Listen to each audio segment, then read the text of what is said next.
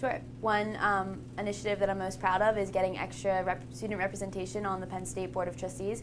So we originally had 4 representatives to the committees of the board, and this July we advocated for extra representation, and we were granted with 2 extra student seats to ensure that the president and vice president of all 3 of the student governments had a voice on these committees.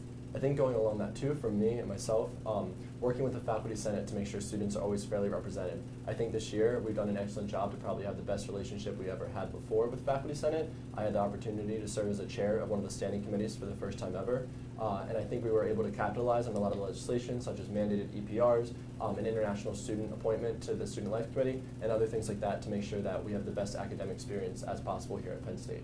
I guess I can start out by talking about things I've done in academic affairs for the past year. Some of the bigger things I've worked on actually just this past week. We've gotten mandated EPRs to go through, which means that before the late drop deadline, students will have to know about whether or not they're going to fail a class.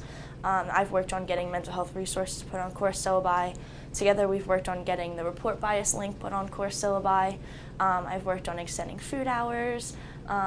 Literally anything that deals with undergraduate education this year I had a hand in. Yeah, my biggest thing and my biggest involvement in UPUA has been fighting for diversity and inclusion here on campus.